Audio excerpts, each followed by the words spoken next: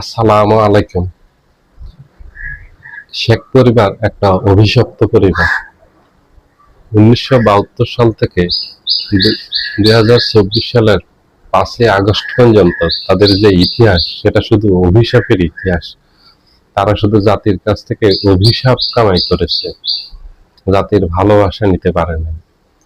1972 সালে যখন শেখ মুজিব ক্ষমতায় আসলো, ক্ষমতায় এসে মানুষের উপর এই যে জুলুম, অত্যাচার, অন্যায় করা শুরু করলো, এবং শেখ মুজিবের সময় সর্বপ্রথম বাংলাদেশে ক্রস ফায়ার দেওয়া হলো সিরাজ শিকদারকে, এবং গুম করা হলো, এবং মানুষের বাক স্বাধীনতা কেড়ে নেওয়া হলো, একদলীয় শাসন কায়েম করা হলো, সকল ধরনের পত্রিকা বন্ধ করে দেওয়া হলো, সকল রাজনৈতিক দলকে নিষিদ্ধ করা হলো, এবং রক্ষী বাহিনী দিয়ে সারা দেশে মানুষের উপর অত্যাচার করা শুরু করলো।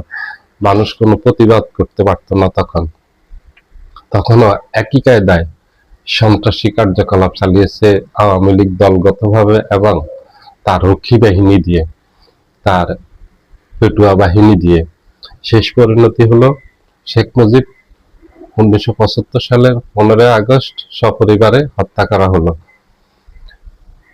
এই হত্যাকাণ্ড প্রাপ্য ছিল শেখ মুজিবের, এবং তার ছেলেরা সহ তার দল যে অবিচার, যে অন্যায়, যে জুলুম করেছিল, এটা ছিল তারই ফল। এবং তার মেয়ে শেখ হাসিনা 1996 সালে যখন প্রথম ক্ষমতায় আসে, সেখান থেকে শুরু করে 24 সাল পর্যন্ত তারা মানুষের উপর জুলুম অত্যাচারই করছে, বিভিন্নভাবে মানুষের উপর অন্যায় আচরণ করছে, মানুষকে কথা বলতে দেয়নি, দেশে একটা ভয়ের, আতঙ্কের পরিবেশ তারা তৈরি করছে। 96 সালে এসে শেখ হাসিনা একই শাসন কায়েম করছে, শুধু তখন গুম আর ক্রস ফায়ার করেনি।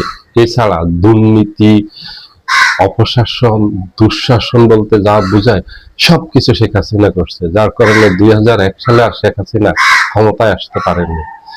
2009 সালে এসে বিডিআর হত্যাকাণ্ড দিয়ে শুরু করে জুলাই ম্যাসাকার দিয়ে শেষ হয়েছে। এর মাঝে কয়েক হাজার মানুষকে গুম করছে, কয়েক হাজার মানুষকে ক্রস ফায়ারে হত্যা করছে, মানুষকে রাতের অন্ধকারে তার নিজের বাসা থেকে তুলে নিয়ে যেত, নিয়ে আর খোঁজ পাওয়া যেত না, এবং আইন শৃঙ্খলা রক্ষাকারী বাহিনীর কাছে গেলে বলা হতো যে তাকে তো আমরা আনিনি।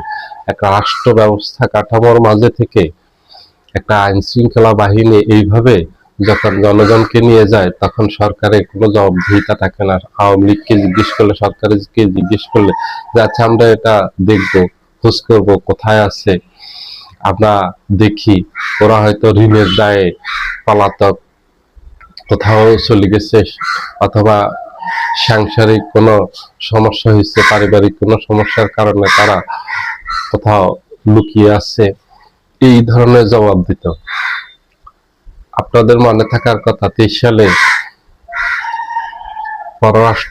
সাবেক পররাষ্ট্রমন্ত্রী আব্দুল মোমেন বলেছিলেন ওরা ঋণের দায়ে পলাতক, ওরা পারিবারিক সমস্যার কারণে পলাতক, এই দেশে কোনো গুম খুন এগুলি কিছুই হয়নি। কিন্তু গত বছর শেখ হাসিনা পালিয়ে যাওয়ার পর আন্তর্জাতিক অপরাধ ট্রাইব্যুনালে প্রমাণিত শেখ হাসিনার সকল গুম খুন 4000-এর উপর অভিযোগ করছে আন্তর্জাতিক অপরাধ ট্রাইব্যুনালে, এবং সেগুলি আন্তর্জাতিক অপরাধ ট্রাইব্যুনাল এটা বিদেশি এক্সপার্ট এনে এবং আমাদের দেশীয় গোয়েন্দা সংস্থা, বিভিন্ন সংস্থার মাধ্যমে যাচাই বাছাই করে ভালোভাবে দেখছেন যে এগুলি সবগুলি সত্য ঘটনা। কিন্তু আওয়ামী লীগ এবং শেখ হাসিনা এগুলি সব অস্বীকার করছে। এই অভিশাপ মানুষের কোথাও যায় না, এগুলি একদিন না একদিন ফিরে আসে। মুসলিমের দোয়া আল্লাহ পাক কখনো ফেলে দেন না, আল্লাহ পাক কবুল করেন। আল্লামা সাঈদীকে যখন হত্যা করা হলো জুডিশিয়াল কিলিং এর মাধ্যমে, তখন ওনার যেদিন রায় ঘোষণা করা হলো, সেদিন শত শত মানুষ, লক্ষ লক্ষ মানুষ রাস্তায় নেমে আসছে, এবং প্রায় 300-এর মতো মানুষকে হত্যা করা হয়েছে। শেখ হাসিনাকে যে হত্যা করা, শেখ হাসিনার যে রায় দেয়া হলো গতকালকে, শেখ হাসিনার জন্য একটা মানুষও তো রাস্তায় নামেনি। শেখ হাসিনার জন্য মানুষ কোথাও একটু আন্দোলন করেনি, বরঞ্চ মানুষ শুকরিয়া আদায়, নামাজ পড়ছে এবং মিষ্টি বিতরণ করছে, আনন্দ উল্লাস করছে। এবং 75 সালেও যখন শেখ মুজিবকে সপরিবারে হত্যা করা হয়, তখনও মানুষ আনন্দ উল্লাস করছে এবং মিষ্টি বিতরণ করছে। এটা হলো শেখ মুজিব এবং শেখ হাসিনার কর্মের ফসল, মানুষের অভিশাপের ফসল। এটা মজলুমের অভিশাপের ফসল হলো এটা। এই পরিবারটা, এই জন্যই বললাম অভিশপ্ত একটা পরিবার। এই দেশে এই পরিবারটার ইতিহাসটা অভিশপ্ত একটা ইতিহাস। দর্শক সবাই ভালো থাকবেন।